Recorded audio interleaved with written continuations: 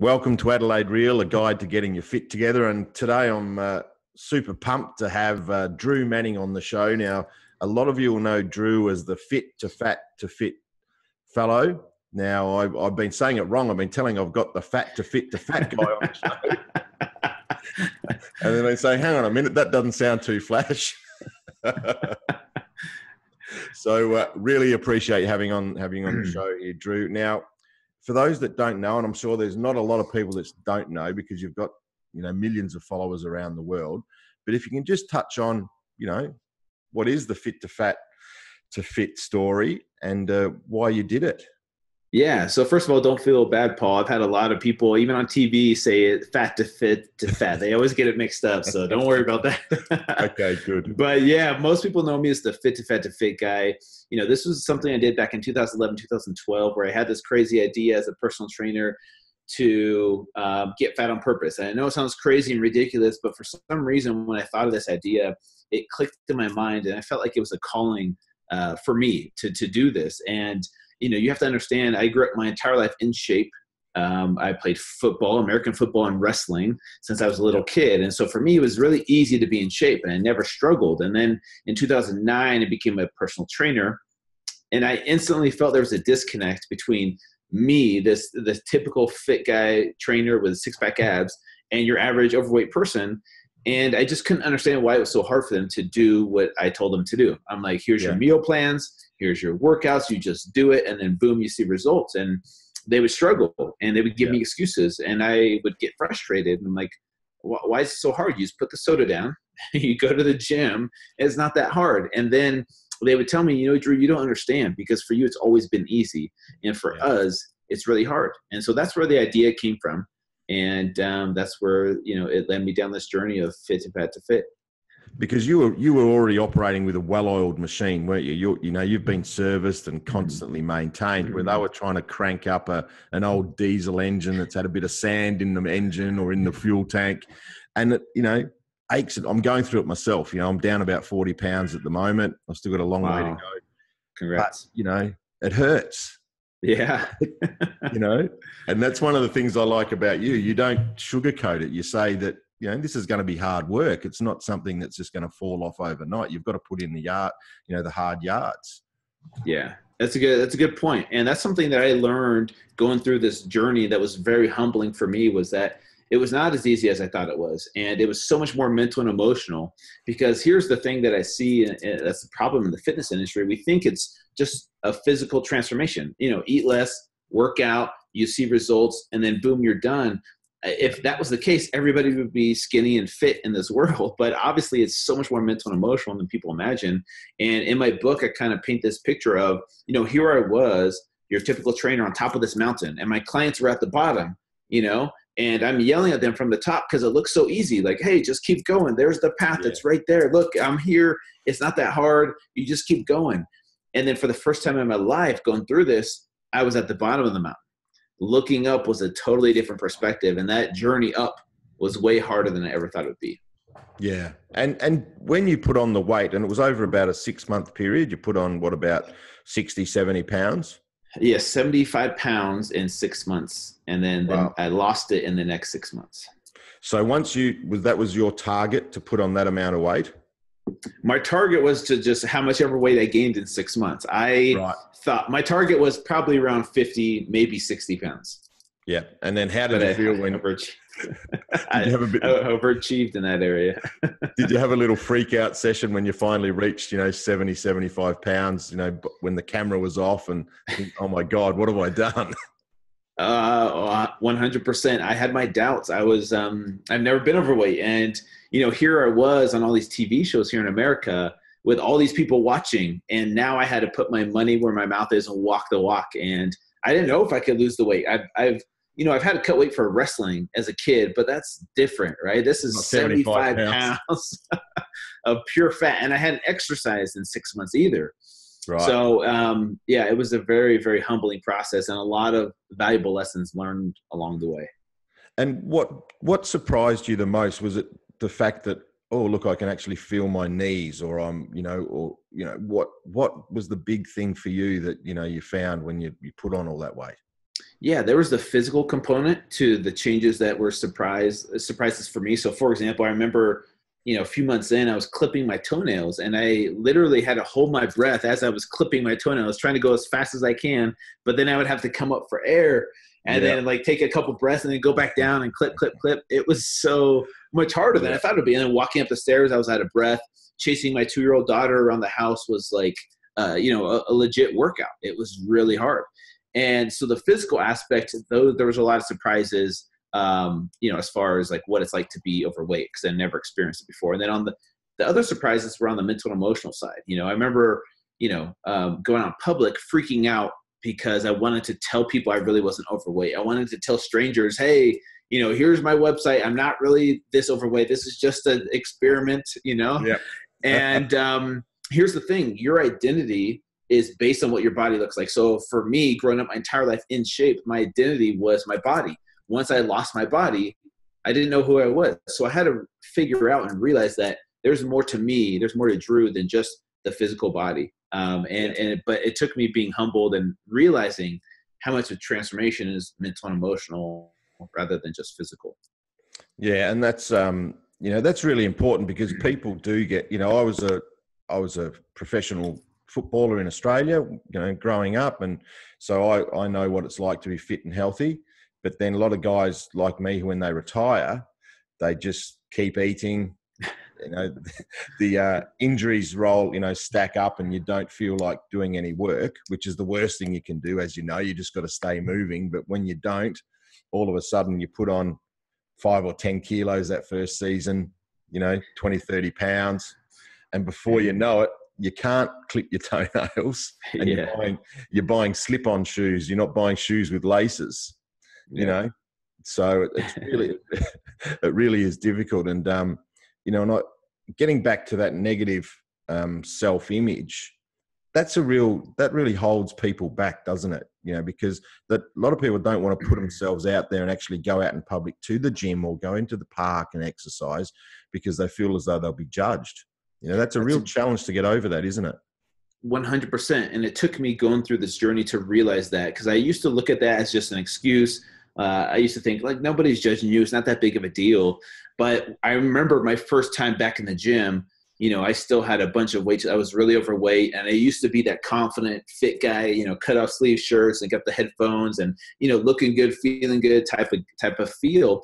And now here I was wearing baggy clothes. I didn't want people to look at me, and I was worried about what other people thought of me.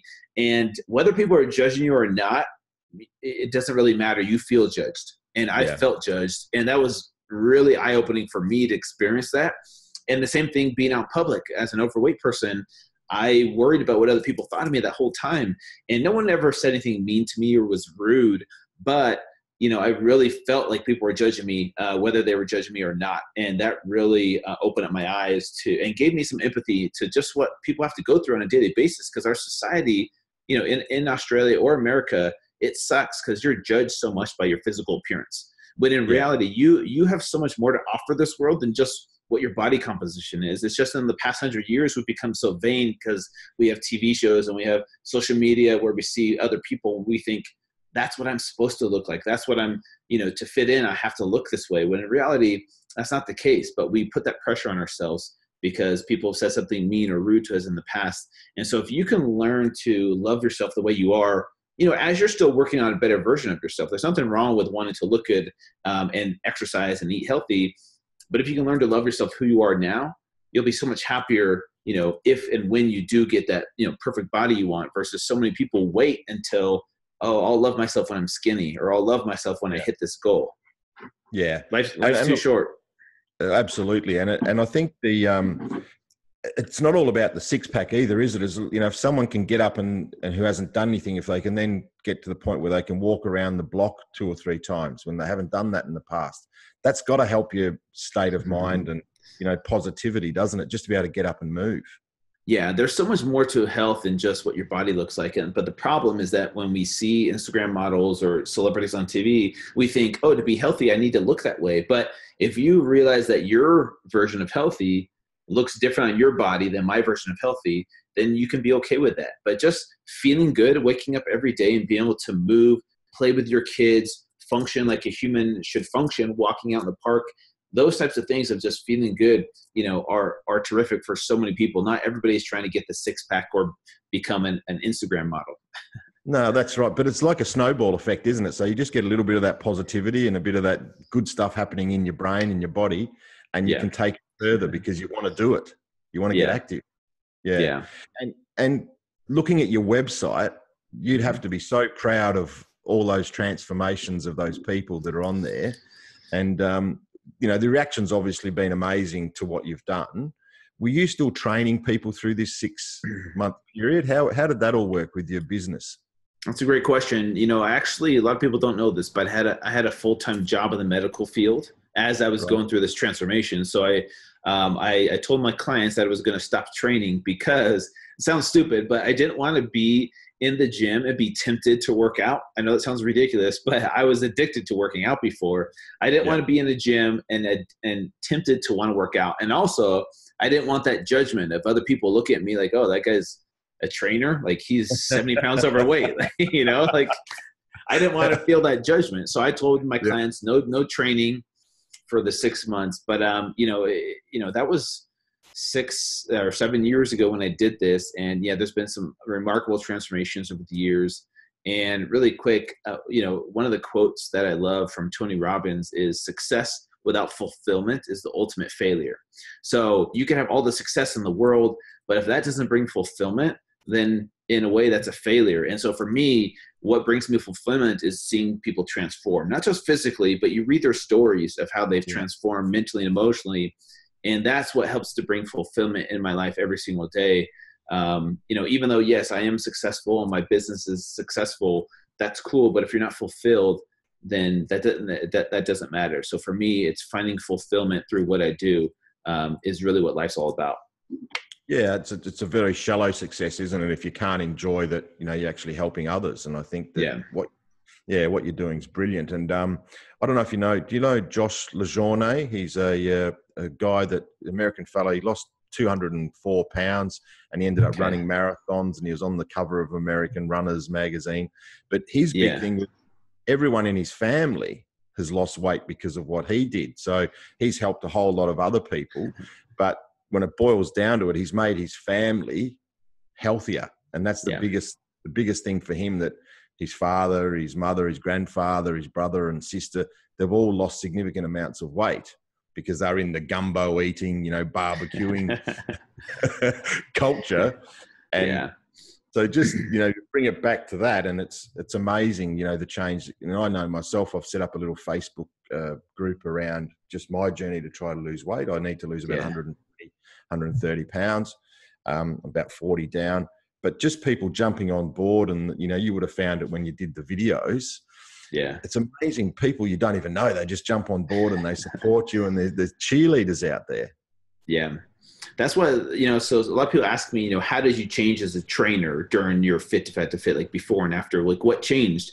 And for me, it was going from focusing on the physical side of what weight loss and transformation was. I was focused on, hey, here's your meal plans, here's your workouts. Right. And that's all I could connect with them on. But now I try and help people on the mental and emotional side and help them overcome those mental and emotional challenges to make it a true lifestyle change. And the way I do that is by creating these, Facebook groups where people from all over the world can come with one common goal in mind. And it's a safe place to post your progress photos, talk about your failures, your successes, any questions that you might think are dumb. It's a safe place where you don't feel judged, and you're there with complete strangers, and you see this community come together and lift each other up and help each other out, and they pay it forward by motivating other people sometimes they need motivation.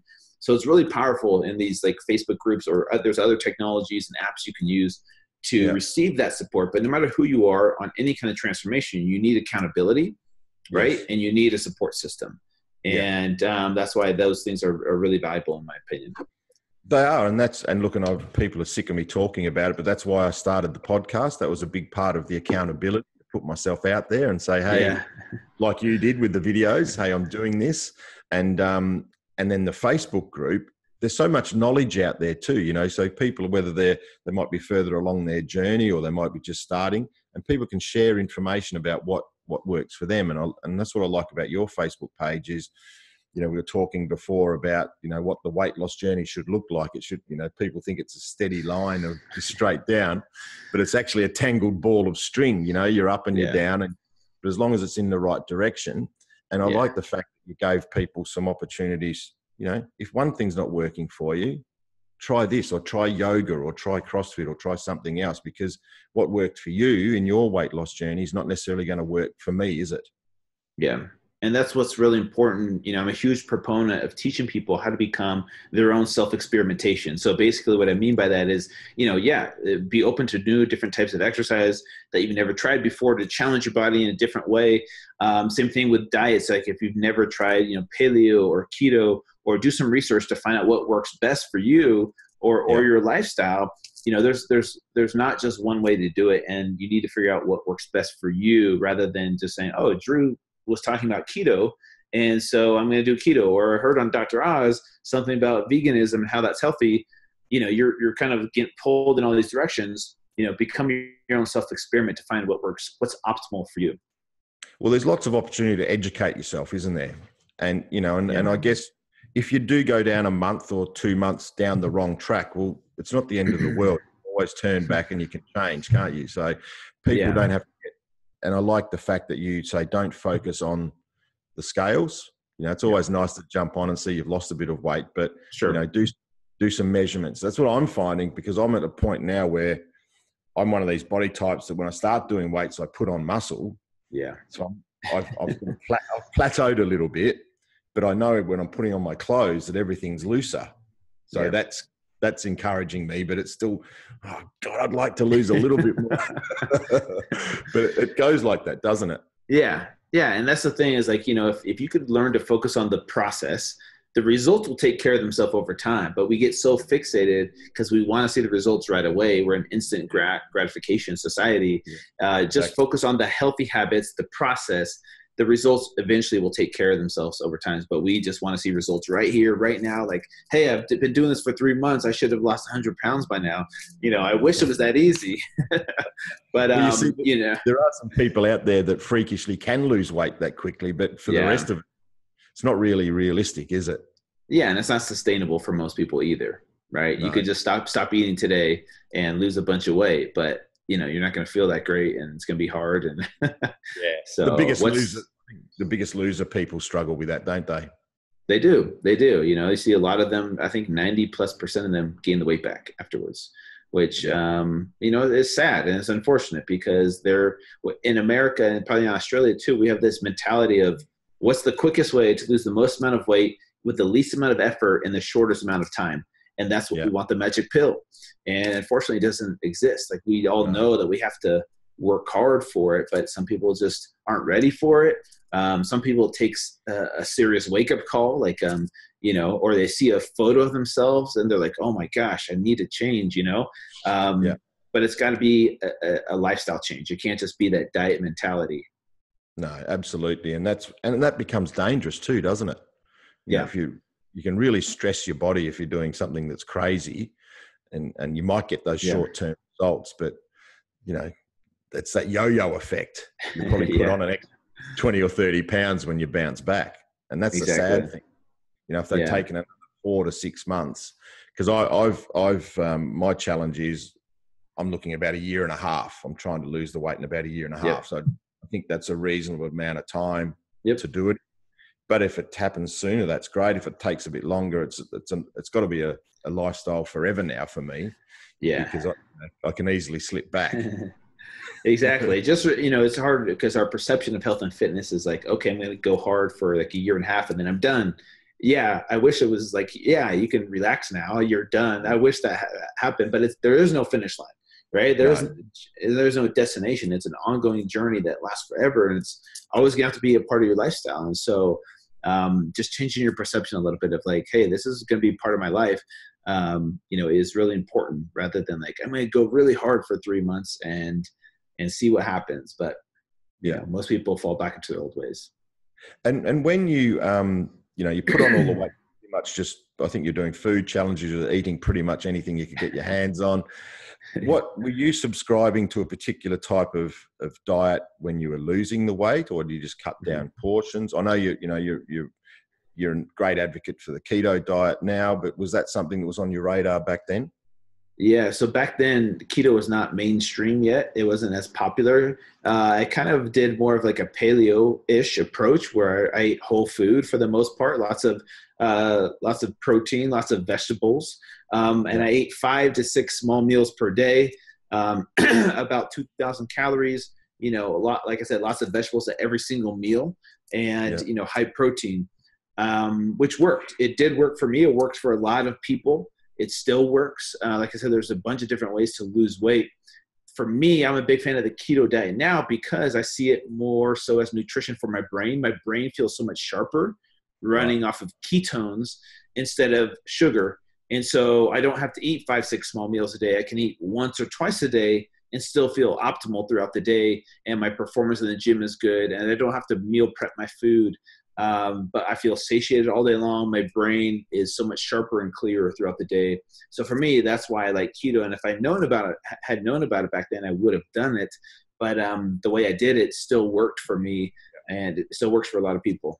And that's part of that ongoing process that you talked about. You've got to find, you self-experiment, you work out what does work for you. And I think if you look back to 2011, you'd probably pinch yourself out of how far you've come, and you've got a real business around this whole thing now, haven't you? I had no idea Fit2Fat2Fit would become what it is today. The book deal, I didn't have connections with a publishing company. I didn't have connections to Dr. Oz or Jay Leno. Like, I didn't have these connections. They just happened organically. So for me, I feel very blessed. But here we are today with a New York Times bestselling book, 2 seasons of a TV show called Fit2Fat2Fit. And I'm working on book number 2 right now in a supplement company. So I feel very blessed and fortunate to from this idea that I had, which was crazy. Don't get me wrong. It was crazy, ridiculous. People made fun of it, of course. But then here we are today with a successful brand and business, like helping people all over the world. So I feel very blessed because of that. And so people, if they want to check you out, Drew, where are the best places to find you? Yeah, so it's super simple. Everything is just fit, number 2, fat, number 2, fit. So Fit2Fat2Fit is my website, my book, my podcast, my TV show, all my social media handles, Facebook, Twitter, Instagram. You can find me on there and reach out to me, and I'll do my best to keep you entertained. and people, because I mentioned earlier, there's some great transformations on your website. People can go on there and check out, some training programs, meal, suggestions, that sort of thing. Yeah, so I have all of my programs listed on my website. So if you want to do keto, if you don't want to do keto, if you want to do intermittent fasting, like there's all these different programs that I'm a big fan of. Just try and provide as much as possible for people. So, I'm not just one way, like only keto. There's a lot of different options for a lot of different people. Yeah, so that's right. So you're not painting yourself into a corner and saying you have to do it this way, which is great. Yeah. Now, if someone, someone came to you, bumped into you in the street and said, "Look, Drew, mate, look at me."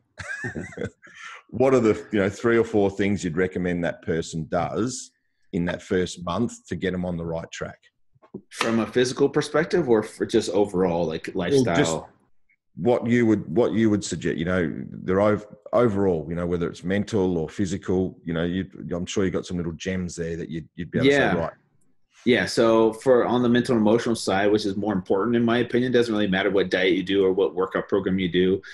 For me, I would say look into hiring a coach of some type or joining some type of Facebook group where you're going to receive the support that you need. Or at the very least, if you don't want to do those things, tell your family, your friends, your loved ones, someone that's going to keep you accountable and give you the support of a balance of love, like letting you know that you're worth it, but also a kick in the butt every once in a while, like someone that you got to report to. Because if you're just trying to do it by yourself, it's going to be near impossible. It's not impossible, but it's a lot harder than if you have someone checking in on you. You have to check in with them.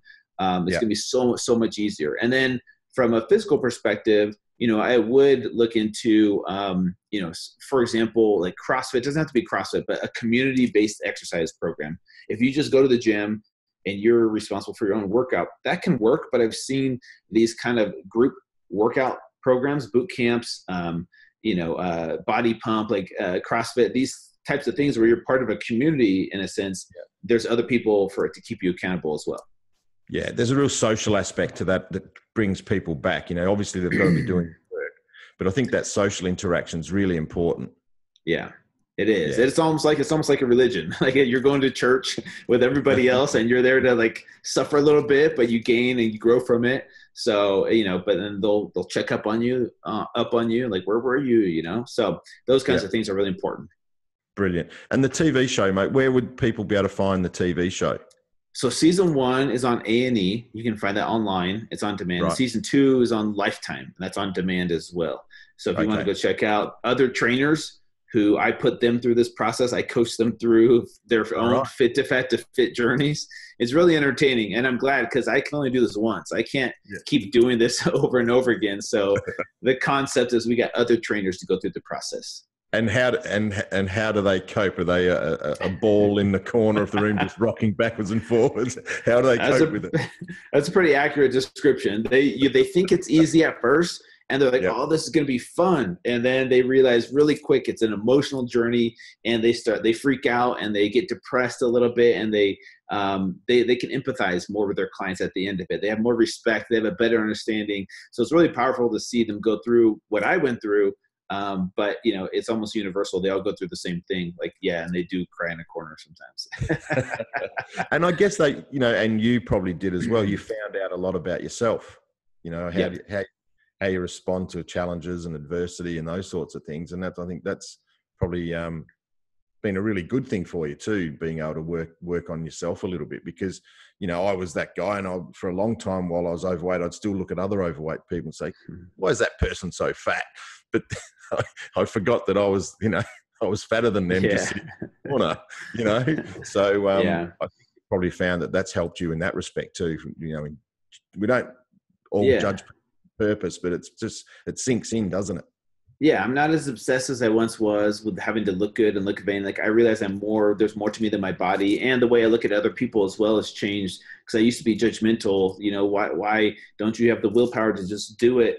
It's similar to, you wouldn't tell a drug addict just to stop doing drugs, right? It's the same thing with food addiction, in my opinion. And I think having empathy can really change the world in general, but in the fitness and health industry, it's really powerful as well. Because I think people, there's this quote that I love: nobody cares how much you know until they know how much you care.